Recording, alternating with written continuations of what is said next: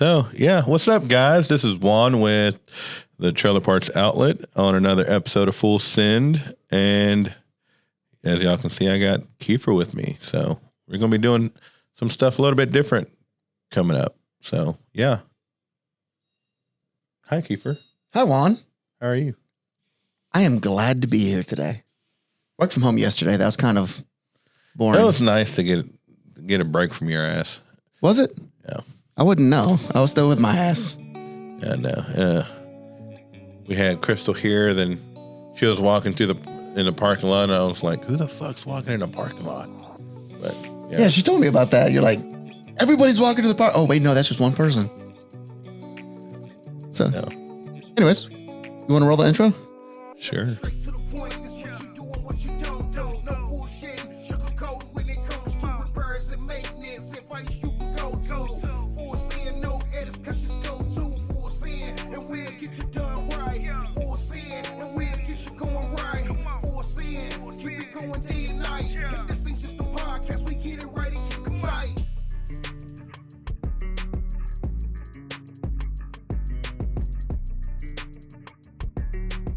All right, so today we're going to be talking about two different mentalities.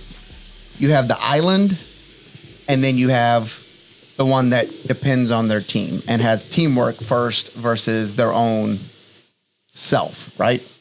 That's like your two different mentalities. You have the island, and then you have the one that depends on their team. So we're going to, I really want to talk about those two mentalities and the pros and cons of each. I mean, you got a loner. In other words, you have a loner and then you got a team player. So it just depends on the field you're working in, I guess. I mean, in all the different industries I've worked in the oil field, I mean, everything's more of a team mentality. In sales, it's more of the lone wolf or the shark. So I guess it just varies on depending on what kind of work you do. So here at the Trailer Parts Outlet, you've done sales. You've managed sales. You have been over operations. You have done operations. You have done repairs. You've kind of been pretty much all over the place here. And my side of things is I've been content creator for videos. And then got thrown into the web stuff, got thrown into some of the advertising stuff, and now I've got a creative team that helps me.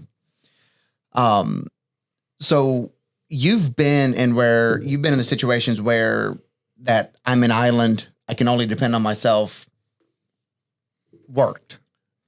True, but then you have that mentality of the team, right? You have a sales team that you're working with. So what are some pros and cons for someone that manages a sales team having the I'm an island mentality, that you can only depend on yourself, that you're not depending on others to hit goals. You're trying to hit all the goals yourself.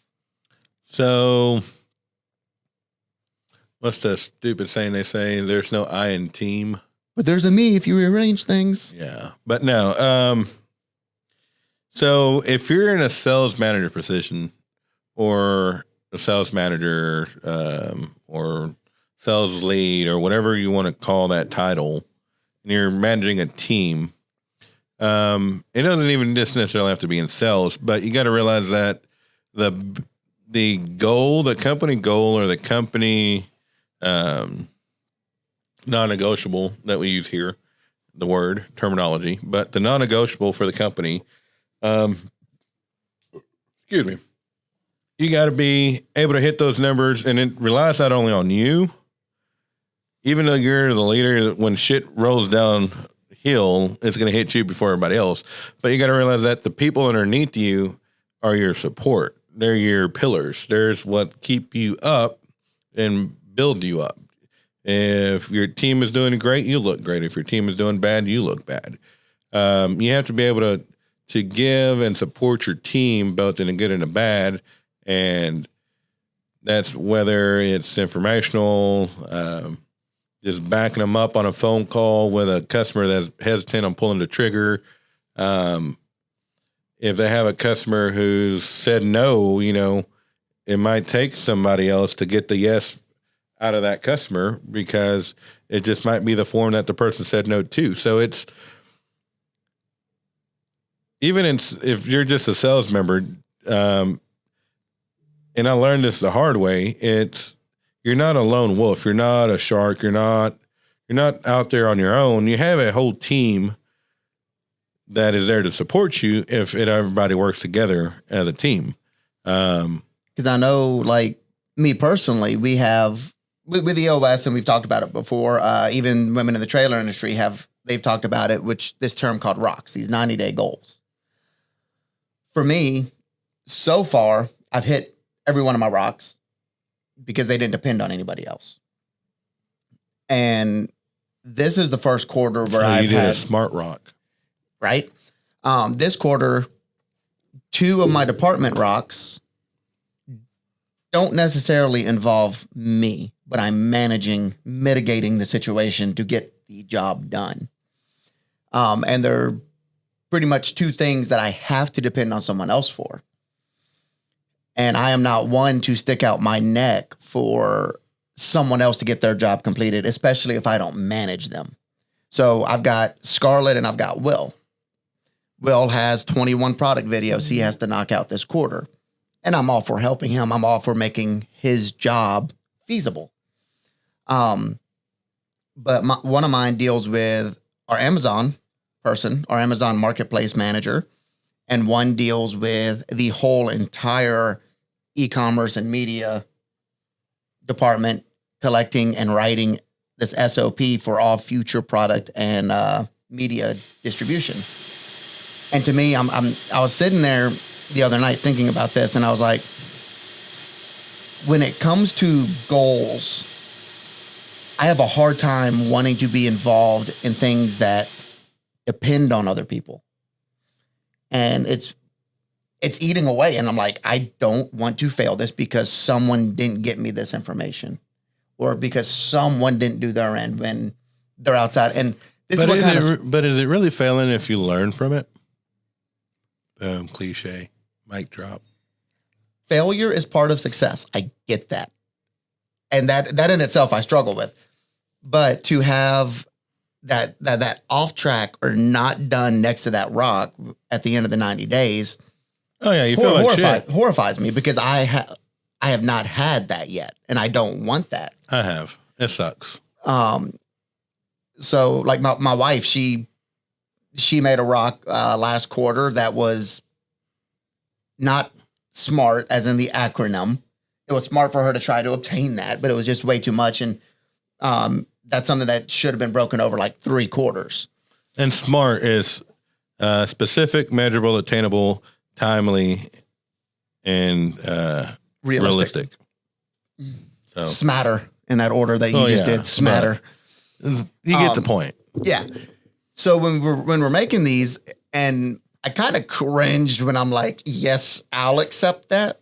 But at the same time, I know it's obtainable. I know it fits into that SMART acronym. And it just kind of got me thinking about, I'm a very, very big people person. Like, people's bubbles don't exist to me. And I've gotten better over the years, you can say, you know. Yeah, he has. But there have been countless of times where I wanted to punch you in the face, but. Oh, I've wanted to do that to myself too. Don't worry. But when it comes to the things of goals and like job stability and that ability to still be able to complete things and be on a good note and have that functionality of completing the tasks given, I always go back to that. I'm an island. I can't depend on people. I'm going to get my stuff done that I know I can. And it scares me to death. I get you, but it's the same thing of, this is going to sound corny or cliche, but Rome wasn't built overnight or whatever. It wasn't built by one person. It wasn't built overnight. It took a team of people to get it done. And same thing with what you're saying. I mean, I've been where you're at. Sometimes I still struggle with the same shit, but you got to realize, so like with me, with operations, my biggest thing was money loss. that there for me, it when I took that rock, or it's not even a rock, it's a scorecard.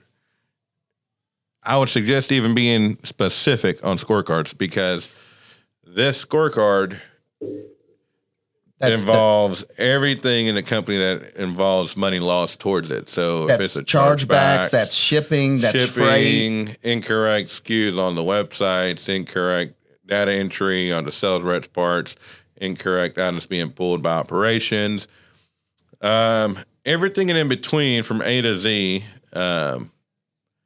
it falls under my scorecard. So even if operations does good and their measurables are met and they're only fucked up and money lost for my operations team was, let's just say $300, but if there's a chargeback for $5,000, now it's 5,300 on your butt because you claim that as a metric for yourself without articulating your department's portion in that. So money's lost due to fulfillment failure or fulfillment issues or freight issues would be a smart way to articulate that. Yeah. So it's just one of those where, got to learn how to communicate. And communication is everything. And that's actually what I talked with my team today, with my operations team, leadership team, is basically what I told them is, y'all are here for a reason. I put y'all in these seats for a reason, and it's because of I trust y'all to handle any situation that comes forth in a professional and calm manner without putting your emotions involved in it. So we got to be able to communicate if we're having issues between. If there's issues between the three, not that there is, but I'm just want to reiterate to them that if there's issues, we need to be able to communicate openly and freely, because without having good communication, you have silos or islands. You have islands of, is the part of the Three Musketeers thing is, no, fuck, how does Musketeers thing go? All for one and one for all? Yeah. Yeah. So, it's all for one or whatever the fuck I just said. But that they have to get out of that mentality of it's all me. All for me and not for y'all. Yeah. So, there's good things behind it and bad things behind it. I mean, when you're trying to focus on getting some things done, that's great. Being island out, being in your own world to get those things done, but everything revolves around a team, and the hardest thing to do is giving up the vine, giving up your baby, and letting it grow. Because that's hard. Done that several times here at this company. But it betters you every time too, though. That's the thing. No, most definitely. Stepping into, I couldn't imagine stepping into something new, right? I've been media and creative since day one. So if I had to go from here to managing sales, which that would be the most horrific thing the company can do, not because I would hate that, but because are you sales saying you're going to put in an application for the sales manager spot? God, no. But if I had to make a switch like that, hey, Tyler likes wild ideas. I would go insane because, one, it's something new. I'm a creature. I'm a creature of comfort. I know this field. I know this industry. I know what I'm doing here. Stepping over to there, having to depend on people on stuff that I don't know about is insane. I couldn't imagine doing that. So you going from sales to operations, of course, you had some background in that. And you back in the early days, we floated from position to position to position, and like we had our hands in everything. So you had a kind of a functioning knowledge of how to do this, but the application of actually being the head honcho that manages all this and makes it and operates this division was new to you. Yeah. I don't know if I could pull that off with the swagger that you have. Damn, I got swagger. I didn't know that. You're swaggering over there. It's because it's Monster. Monster, if you're watching this, this is sponsored by you. Cheers. But I just wanted to explore those that ideology of the island versus depending on your team and functioning with your team properly, and kind of explore that because that's a big thing today. Like, because I have a team and I still want to go to that. Oh, I'll just do it. Screw it. I'll just do it mentality because that's the way it's been. And I'm learning to let go. Like these podcasts, like Will is standing behind there right now, filming this and running the soundboard and the ATEM switcher. Stuff is fucked up. And that's always been my thing, right? So now I'm joining you with this and I'm second guessing myself because I'm like, what if something's out of focus? What if something's like, what? But yeah, can't sweat the small stuff. Because at the end of the day, I was watching TikTok reels and this too shall pass.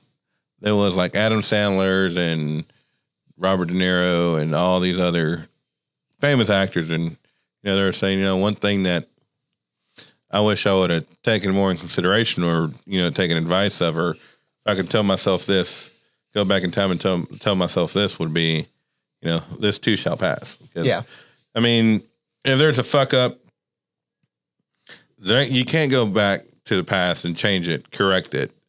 All you can do is figure out how to solve the issue for the customer or how to solve the issue in operations or solve the issue in sales or solve the issues in whatever department you're in or whatever situation you find yourself in.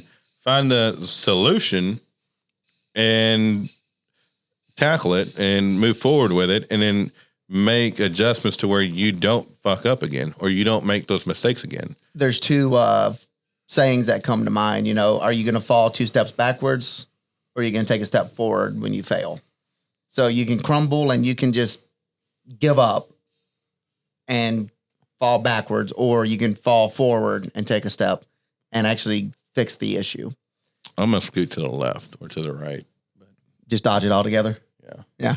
And then the second thing that came to mind is the 5 P's or the 6 P's, whichever one. If you consider pre-planning 2 P's, pre-planning prevents a piss poor performance. That's so fucking gay. But no, but it I works. get what you're saying. So, yeah. But So that's so fucking corny. That's like some shit I would hear at fucking school. But no, I get it. And my father taught my brother and I that when we were like 6. He's like, this is the word you love by. Pre-planning prevents a piss poor performance. And I was like, that's always stuck with me because I try to make sure that I have all my, I's dotted and my T's crossed when I go into something new. Probably one reason I struggle with like my personal like videos and that kind of stuff. I don't, dude, my hair is on point today. What are you talking about? It's non-existent, but it's on point. But going into things, I'd rather do it perfectly than do it at all. Like not do it if I can't do it perfectly. Yeah. And that's something I struggle with. And I think it comes from me trying to pre-plan everything is that just get it out there and get it done. But yeah, no, it's been a good episode, mate. I mean, you're not wearing no fucking sock or shoes and your Mandalorian socks. And then they're both Mandalorian socks. They just don't match. Yeah, it's kind of throwing me the fuck off. But other than that, yeah, it's going good. Well, if y'all want to donate some shoes to Kiefer, y'all can send them to 2209 Interstate 45 North, Madisonville, Texas, 77864. You're not going to tell them my shoe size? Probably like a 10 kid size. Kid size? No, but you're spot on with a 10. That's kind of weird. Anyways, we'll see you in the next one.